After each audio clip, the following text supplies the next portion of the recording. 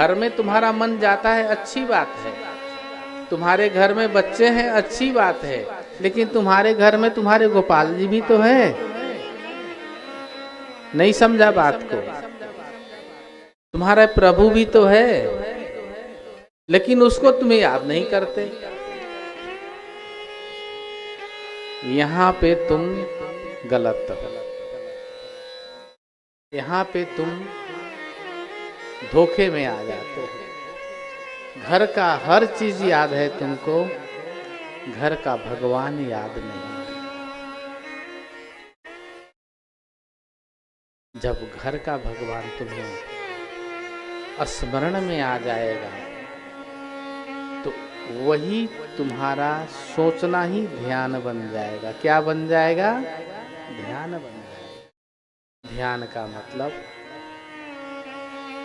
परमात्मा का स्थिर भाव से चिंतन करना,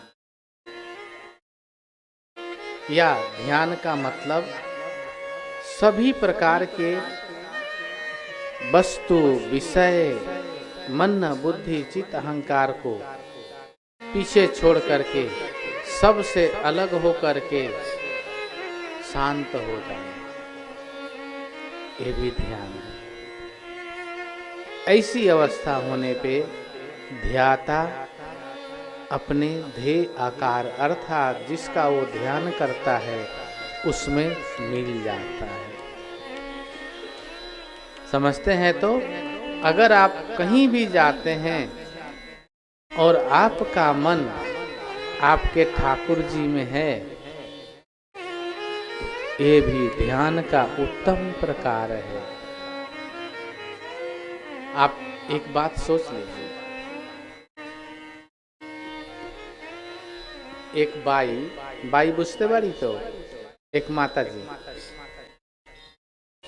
वृंदावन में रहती थी। तो हफ्ते में, सप्ताह में एक बार बाजार जाती थी। बाजार में बहुत चीजें खरीदती थी।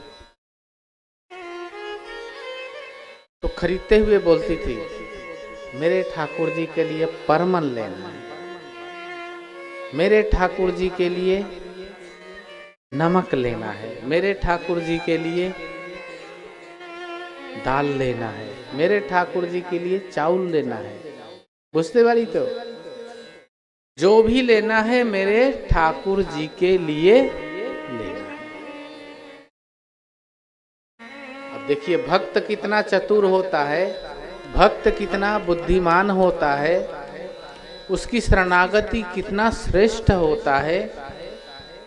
खरीद तो भगवान के लिए रहा है, बना करके दे भी भगवान को रहा है, और खाता कौन है? स्वयं भक्त खाता है। क्या खाता है? प्रसाद खाता है। बुझते बाड़ी? तो क्या खाता है? जोर से बोलूं, प्रसाद खाता है। अब यहाँ पे ही ध्यान है। जब वो खरीदेगा भगवान के लिए तो बनाएगा भी भगवान के लिए, और जब बना रहा है तो उस समय भी उसका ध्यान उसी में है कि भगवान के लिए हम बना रहे हैं। वो भी उसका खरीदने से लेकर, बनाने से लेकर, खिलाने से लेकर, भगवान को सुलाने तक, ये सब ध्यान ही तो हुआ। क्या हुआ? ध्यान हो गया। समझते हैं ना? तो भक्त को ध्यान में ऐसे जाना सहज होता है, इजी होता है। जब भगवान को आप बाजार में कभी भी जाइए, बहुत सारा खरीदारी करते हैं, सबसे पहले भगवान के लिए कुछ खरीदिए। बुझते बाड़ी? तो चाहे कुछ नहीं, एक माचिस ही खरीद लो घर के लिए। माचिस बुझते बाड़ी? तो दिया सलाई। बस यही सोचो कि भगवान को आरती के लिए लेना है। भगवान के नाम पे सबसे पहले एक चीज खरीदो। ये अभ्यास है, ये साधना का अभ्यास है। जो भी खरीदो उसमें भाव रखो कि आज भगवान को दाल बना के खिलाए। चावल घर में है, दाल, ये वाला दाल खिलाएंगे।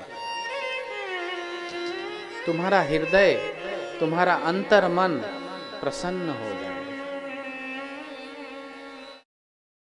चित्त वृत्ति तुम्हारी खिलने लगेगा। जैसे